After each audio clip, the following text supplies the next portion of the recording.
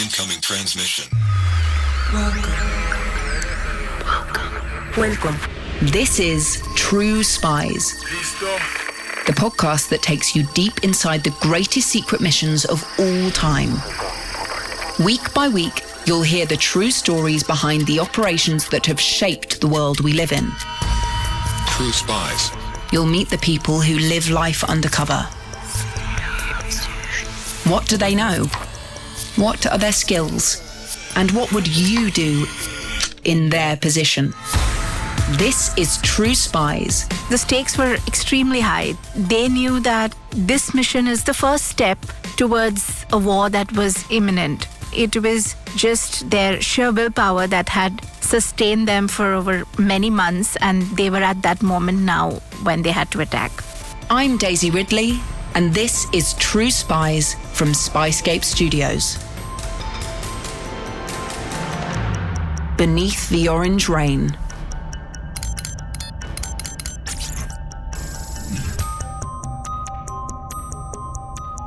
August 1971. Deep in the Sundarbans in Bangladesh, at this point still officially East Pakistan, a group of men lie silent under the patchy cover of the mangroves. No one moves a muscle. They were hiding in bushes and right in front of our Pakistani military patrol. And if they were exposed or discovered, then the entire mission would be kaput. The men exchange tense glances as one of the military patrolmen hops out of a jeep and approaches their cover. Mere feet from their hiding place, he unzips his fly and begins to urinate. Their capture would most certainly lead to death, but that was not what they were scared of. Their capture could jeopardize the entire operation that had been meticulously planned for more than 4 months. So that was what they were facing at the moment. The crouching men are armed with Sten submachine guns, and they outnumber the Pakistani patrol. But they're under strict orders to avoid confrontation at all costs. There are bigger objectives at stake. These men are highly trained commandos. They had to be quick and coordinated, and they had only one mission, which was to cut off the water access of West Pakistan into Bangladesh. This ambitious, covert mission is itself part of a wider plot to expel Pakistani forces from Bangladesh and end a brutal genocide that has, since March, made headlines around the world. Cutting off the Pakistani Navy's access to Bangladesh, if successful, would deal a crippling blow to their campaign. And now, this particular group of commandos are within spitting distance of their destination, the Chittagong port. But if the patrolman, now finishing his business and idly scanning his surroundings, takes even one step further into the bush, they will surely be exposed. At the front of the pack, with the lingering patrolman in his sights and a finger on the trigger of his gun, the commando in charge signals his men to hold their nerve. The commander was Abdul Wahid Chaudhry. He was tasked with leading these men into Bangladesh and to effect this mission, which was of great importance. To understand just how important this mission is to Commander Abdul Wahid Chaudhry, we'll need to go back to the first days of the war for liberation that is tearing this land apart. It's time to meet the two people who will guide you through this bloody chapter of South Asian history. Hi, I'm Anusha Nandakumar. I'm a writer-director working in the Indian film industry, or Bollywood as you know it. And I'm the author of the book, The War That Made RAW. This is Sandeep, Saket. I'm also working in Bombay film industry, and I'm co-author of the book with Anusha. In their book, The War That Made RAW, Anusha and Sandeep wade into the murky waters of the Bangladesh Liberation War and uncover the untold role of covert operations in deciding its fate. Of those operations, none was more important than Jackpot. This was a mission that had been set in place months previously, and into which countless hours of meticulous planning had been poured. It was a mission born out of the most volatile of geopolitical situations and the most dangerous of physical conditions. It was a mission entirely specific to the context of Pakistan and its neighbouring countries in 1971. To begin to understand it, you'll need to understand the region. After the partition of India and Pakistan in 1947, Pakistan was divided into two parts, East and West. East was present-day Bangladesh and West was present-day Pakistan, with India's mainland separating them by around 1,800 kilometers in the middle. The partition was drawn as such because both regions contained majority Muslim populations, grounds enough, at the time, to declare them a geographically disparate but ideologically united single nation, Pakistan. But in the years that followed the partition, a power imbalance between East and West quickly came to the surface. All of the power was in West Pakistan. And for them, the East was kind of like a step sibling. They didn't really care about the East so much, though they were getting a lot of wealth from the East because the land in Bangladesh was very fertile, so agriculture was a very big occupation there. So they would get all of the advantage and the money from the East, but they were completely disregarding it when it came to development. And despite religious similarities, there were vast cultural differences between the two regions. There was a movement in East Pakistan on the basis of language, and there was a lot of discontent that was rising. People were very angry. The 60s especially was the time when this movement was kind of getting a voice of its own. It was called the language movement. And within this movement emerged a student leader who's known as Sheikh Mujibur Rahman. As the leader of a political party called the Awami League, Sheikh Mujibur Rahman was the first public figure to give voice to a sentiment that had been bubbling up in East Pakistan for years. He wanted to declare a new nation called Bangladesh. In 1966, Rahman was also instrumental in drafting a 6-point program, which is a constitution of sorts, putting forth the demands of the Bangladeshis. Rahman was enormously popular in East Pakistan, where he soon became known by another name, Bangabandhu, or Friend of the Bengalis. He then went on to lead an uprising in Bangladesh calling for democratic elections for both the Pakistans. And in 1970, because of this, the first democratic elections were held in Pakistan for both East and West. In the seat of power in West Pakistan, the Pakistani president Yahya Khan and his close ally, Zulfikar Ali Bhutto, were confident that a democratic election would quash this pesky call for East Pakistani independence once and for all. But they critically underestimated the popular appeal of Bangabandhu and his Awami League. Rahman and Awami League emerged victorious. They had like a landslide majority. And he was a leader in waiting to be crowned. Of course, holding an election was one thing. Honouring its results, something else entirely. The results were declared in early December 1970, but the formation of government differed continuously from December to January to February to March. So these two Western Pakistani leaders, the president of the time Yahya Khan and Bhutto, pretended to negotiate with Rahman to concede some power.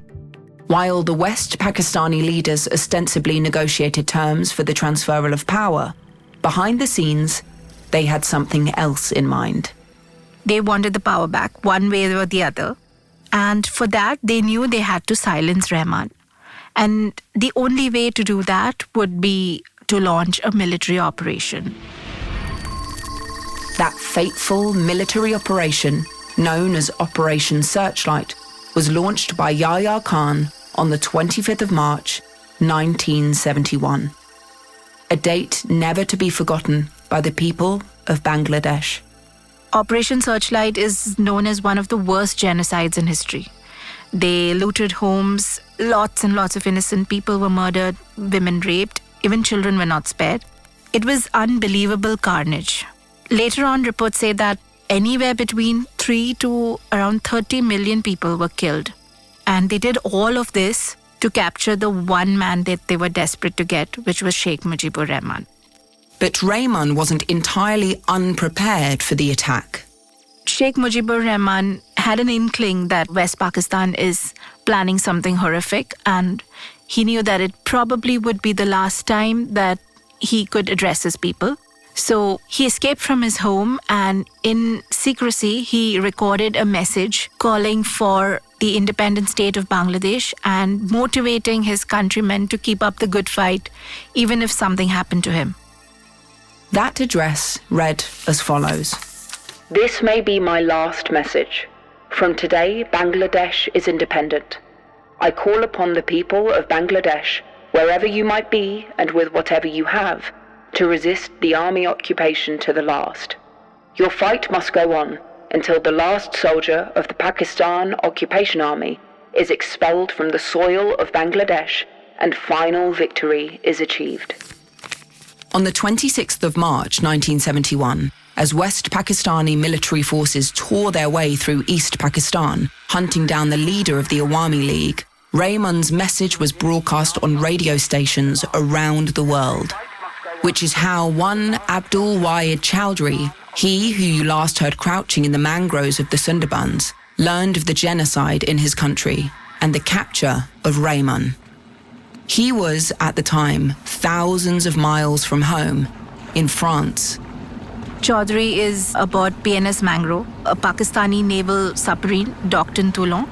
And he was part of a 40-member West and East Pakistani crew. And of this 40-member crew, there were around 13 ethnic Bengalis there.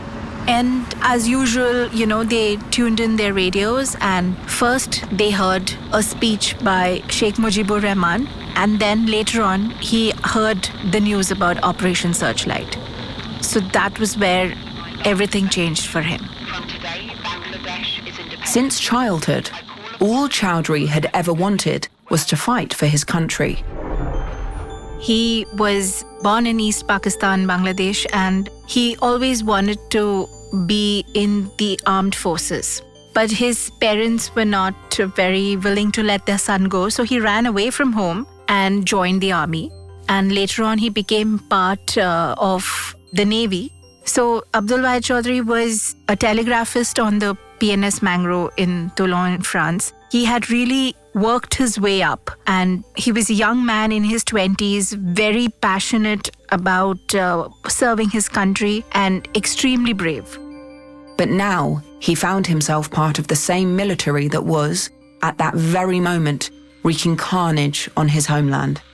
Bangabandhu's words pierced to the very core of his being.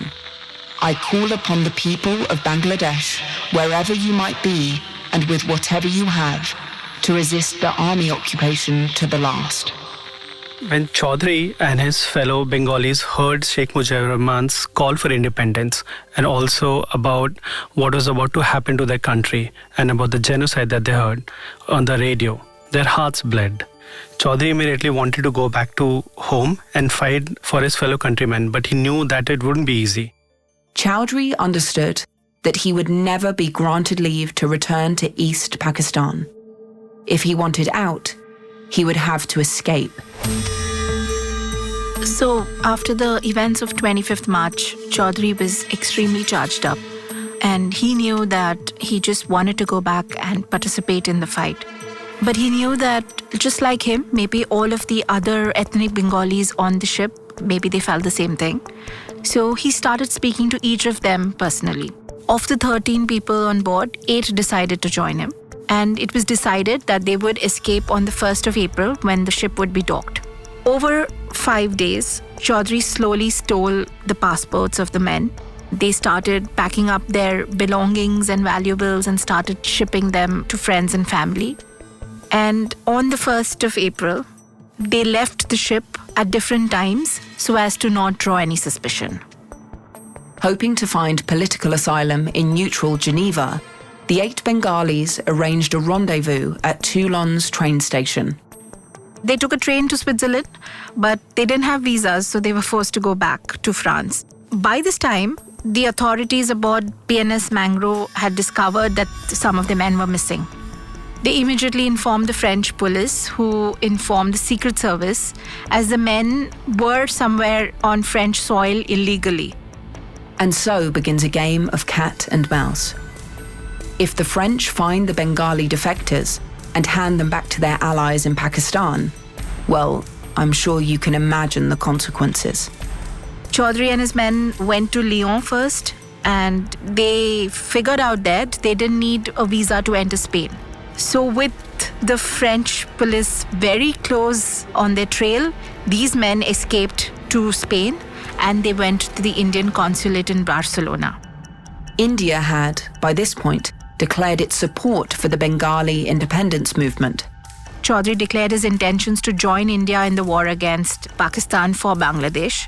They had an Indian secretary there, Bedi, who helped hide them and kept their identity a secret while he informed the authorities in India. The authorities asked Bedi to help smuggle the men into India. So Bedi arranged for their papers and he put them on a flight to Rome. The submariners had now travelled through 3 European nations, speaking not a word of their respective languages, in their quest to return home. All with the French secret services hot on their heels. From Rome, they were to take the Air India New York-Delhi flight, which had a stopover in Rome. But when they landed in Rome, they had terrible luck. The flight was delayed due to a strike in Pakistan. And by this time, Pakistani authorities and French authorities had come to know that these men were in Rome. So immediately, there was a change of plans. With the risk of capture greater than ever, it was back to square one. They were put on a flight to Geneva and they finally reached the Indian embassy in Geneva, which was their original target. From there, they finally made their way back to New Delhi. Imagine the relief. At last, refuge in a nation friendly to the Bengali cause. But this was by no means the end of Chaudhry's journey. For all the turmoil that lay behind them, the true battle was yet to begin.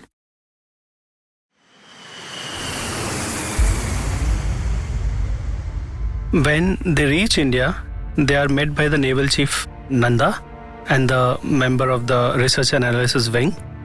The Research and Analysis Wing, otherwise known as R&AW, or RAW, was India's central intelligence agency. It had been formed just a few years earlier, in 1968. It was formed because it would be India's first external intelligence gathering agency. Before the formation of R&AW, India depended on her allies for external intelligence, but India had 2 failures in the 1962 war with China and the failure to gather intelligence into the 1965 Pakistani excursion. And this showed a gaping hole and the need for a dedicated external intelligence agency. So in 1968, Prime Minister Indira Gandhi decided to create R&AW and Rameshwar Nath Kao was its first leader. It was this very leader, R.N. Kao, who was now grilling the 8 Bengali submariners in New Delhi. The men were questioned at length, and R&AW had to make sure that Chaudhry and his men were indeed passionate about the Bangladesh cause, and that this was not some elaborate ruse. The reason for this grilling? A suspicion that their story might be too good to be true. Since Operation Searchlight had begun in March, scores of Bengali refugees had been crossing the border into India. India at that point was still a young independent nation. India was struggling with its own internal issues, and now they were burdened with the influx of refugees. India's Prime Minister, Indira Gandhi, vocally supported the Bengali movement, but she knew she had to tread carefully. Joining the war was, for the time being, off the table. Taking on Pakistan in March 1971 would mean declaring war, and India would be seen as the instigator, and the world would end up sympathizing with Pakistan, and Pakistan would get away with the genocide that they were inflicting. So India knew for her to get involved in this war, India would have to force Pakistan's hand and make them attack India first so that they could retaliate and not be seen as the aggressor. And so Gandhi's official line was that the war was not hers to fight. She would remain neutral. But covertly, they were doing all they could because in some ways, India knew that war was imminent. It was not a question of if, it was just a question of when. So first, they gave refuge to the incoming refugees. They also, along with the help of R&AW, were involved in something that is known as the Psy War, which is psychological warfare. They were getting in touch with allies of India, countries across the world, letting them know about the genocide and the situation in Bangladesh, and kind of building an atmosphere which would be suitable and helpful for India if they chose to go to war later on. Cultivating a sympathetic global attitude in the perception of the situation was important, but India's covert activities extended well beyond the psychological. Behind the scenes, the research and analysis wing did everything in their power to thwart Pakistan's effort. One of their key objectives was to close off the country's access to Indian airspace, thereby rendering the remote regions that made up Pakistan even harder to bridge, and making supply runs or personnel movement from west to east a logistical nightmare. But two countries during peacetime could not just affect this law. So COW and R&AW decided that they needed a way to ban the Pakistani planes over the Indian airspace.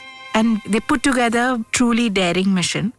So what had happened was, some months ago, a teenager was caught by the Indian Border Security Force. He claimed that he was coming from Pakistan. He was actually Kashmiri, and he was sent by Pakistan to India to hijack an Indian plane. He was caught and he was presented to R&AW. But instead of punishing him, R&AW and COW saw an opportunity here. Rather than punish this would-be hijacker, COW saw potential for crucial political leverage. So they decided that the hijacker, a mere teenager, would get what he initially had come for. They gave him access to a plane and passengers, and they kind of brainwashed him to think that he is hijacking this plane. So the teenager with his cousin hijacked the plane and forced it to land in Lahore. The passengers on the plane were also playing along. The plane landed in Lahore, and it became a big international news at that time. Because the news spread, Pakistan was forced to act on humanitarian grounds and to secure the freedom of all passengers and crew from the plane and transfer them safely to India. All of those Indian passengers made it home unharmed, of course. There had never been any risk of actual violence. But India played up this hijack and told the world that it was no longer safe for India to let Pakistan flights cross its airspace. And just like that, Pakistani civilian and military flights were banned over Indian airspace. An ingenious plot, and one that put a painful dent in the Pakistani military effort. And that's to say nothing of RAW's approach on the ground. They also organized the incoming refugees, because the refugees also had a large number of military personnel that had run away from Bangladesh. So India helped train them, organize them, and made a potent fighting force of them, which they called the Mukti Bahini, or the Freedom Force. The Mukti Bahini was a pure guerrilla force designed to obstruct the Pakistani military at every turn. So the Mukti Bahini, with the help of R&AW, was involved in the covert sabotage of several important Pakistani military installations, roads, railway bridges, telegram and telegraph lines. And they went deep into Bangladesh to carry out these missions because they comprised of Bangladeshi refugees and they knew the territory very well. Their aim was to weaken the Pakistani effort as much as possible, while Indian forces gathered their strength and prepared for war. Not a simple undertaking, given the region's climate. And Indian subcontinent is very different in its weather conditions. So from June till September, there is a heavy monsoon which happens in India, Pakistan and Bangladesh. And especially Bangladesh is situated in a delta of two rivers of Brahmaputra and Ganges, and almost 2/3 of the country becomes very inundated with two river waters. And that is a perfect time as an interlude while Indian military prepared for a war.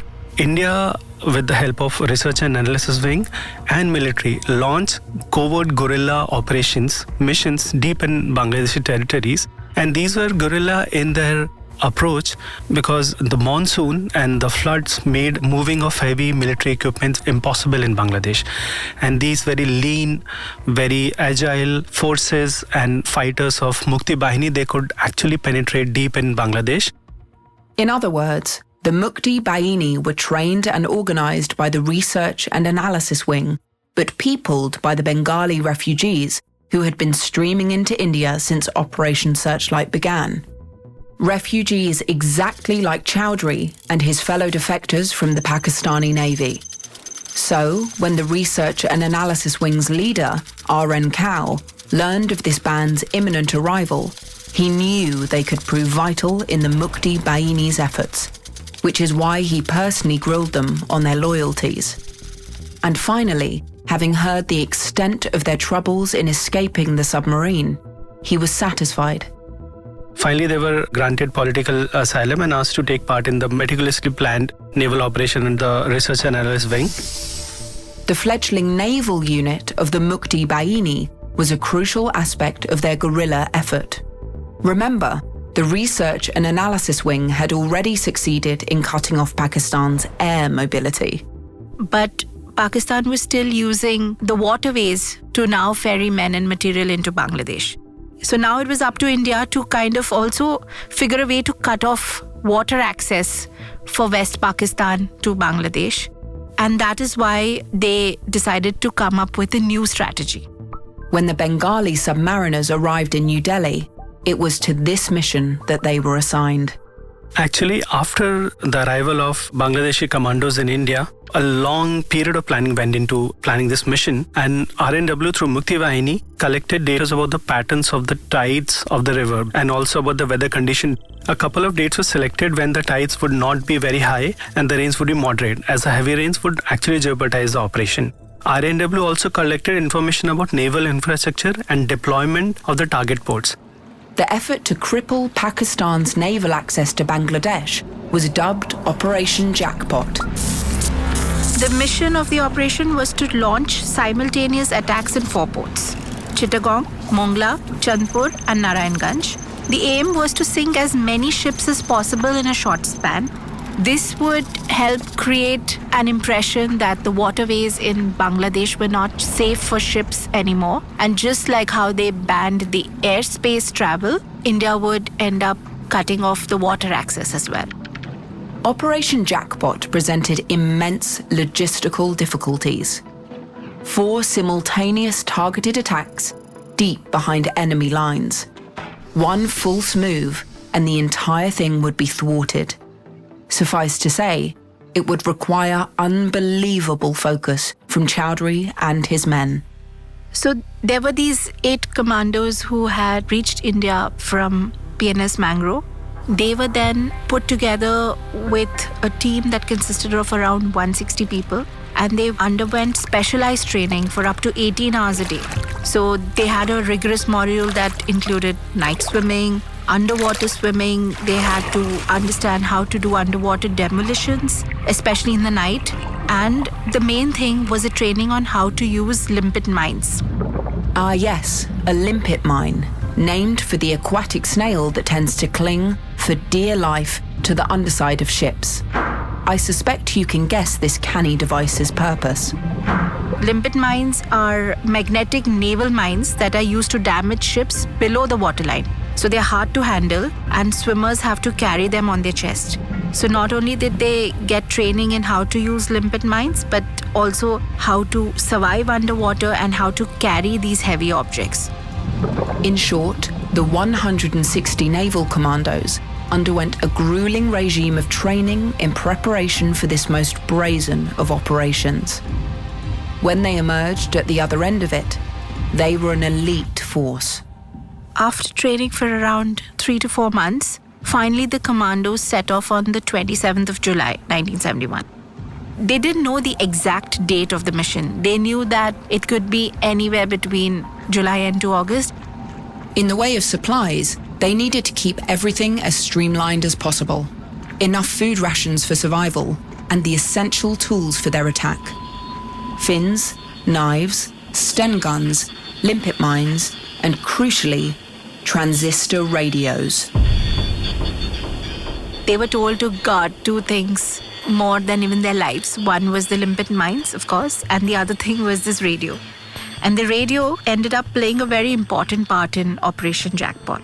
The success of the operation depended on all 4 commando units simultaneously attacking the different ports. But how would these commandos know the date and time for the attack? Because they were all, in separate places, not in contact with each other. So it was decided that they would receive the signal to attack via the radio. Each day, at a predetermined time, the 4 commando units would tune into the West Bengali branch of All India Radio, listening out for a very specific message. There would be 2 Bengali songs played for them. One was a song indicating that they needed to get ready. That means they needed to reach the port for the attack. And the second was known as the action song, which was that was the time to attack. So the commando leaders carried the radios and guarded them with their life.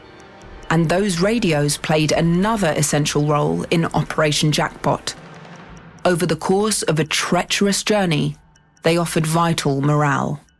While waiting for these songs to be played, a channel that they listened to quite regularly was the Swadhin Betar Bangla.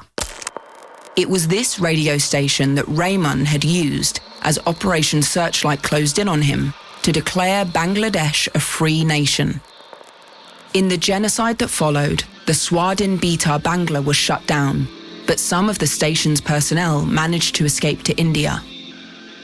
They sought asylum in Kolkata, and after receiving a 50 kilowatt transmitter from the Indian government, the artists managed to revive the Swadhin Betar Bangla. During the Operation Jackpot, the channel kept the men motivated as they wait for the command. Swadhin Betar Bangla played songs and recitation from the Holy Quran. They also held passionate discussions about the Bangladeshi freedom struggles. And the broadcast was actually pre-recorded radio speeches of Sheikh Mujibur Rahman. Those speeches played a powerful part in keeping the commando units focused on the mission at hand, even under the most trying of circumstances. They have to reach their destination ports via the Sundarban deltas. So they have to go into Bangladesh, traversing India and Sundarban deltas. And the Sundarban delta is a very marshy and tricky landscape to traverse. They had to make sure that they're traveling only at night. They had to lay low during the day. And it was not just Pakistani military forces that they had to worry about. The Sundarbans is also heavily infested with crocodiles and tigers. So they had to ward off animals as well. So in a way, these commandos had to save themselves from both men and animals. In fact, they also ended up killing a tiger in Sundarbans.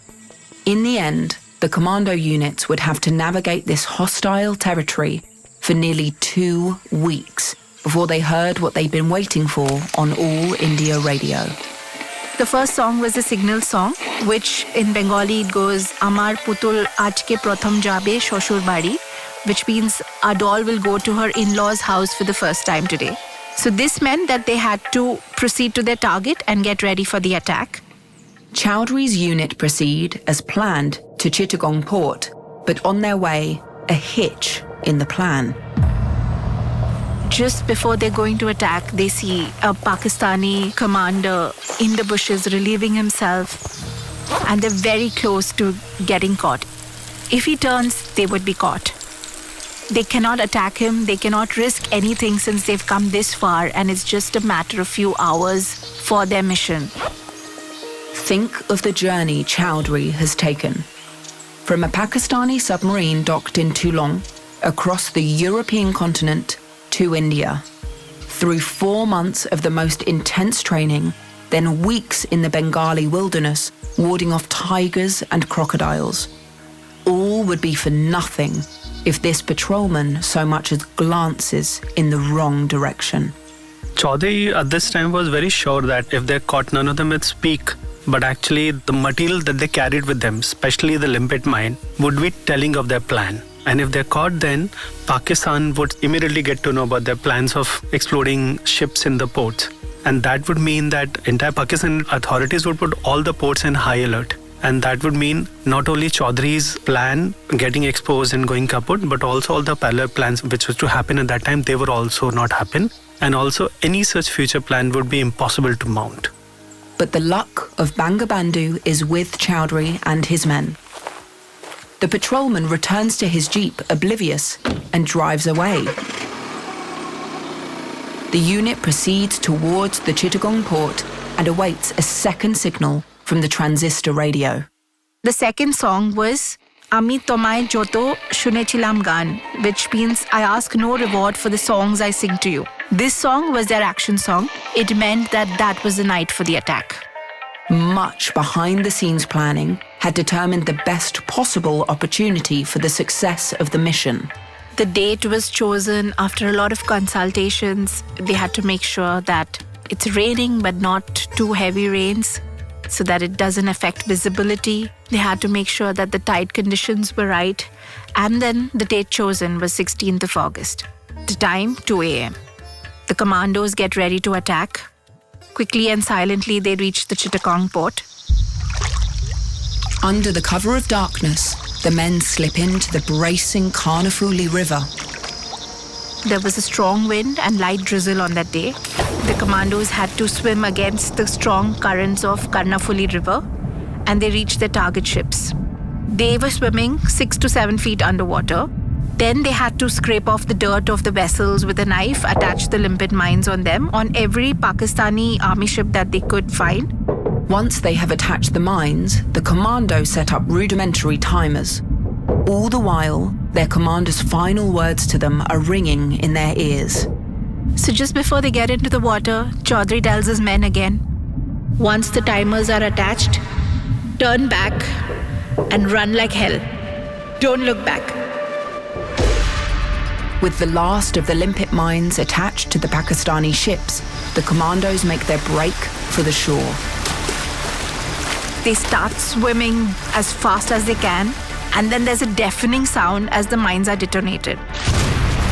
Some of the commandos later on have described it like an orange rain. Behind them, the Chittagong port is lit up like the 4th of July. Pure, brilliant carnage. A scene all the more powerful for its simultaneous occurrence at 4 separate ports across the nation. Each mission had gone off without a hitch. At the Chittagong port itself, 11 ships were destroyed. And on that night, across 4 ports, 45 ships were destroyed. And around 30,000 tons of arm and ammunition and other military supplies for the Pakistani army were destroyed.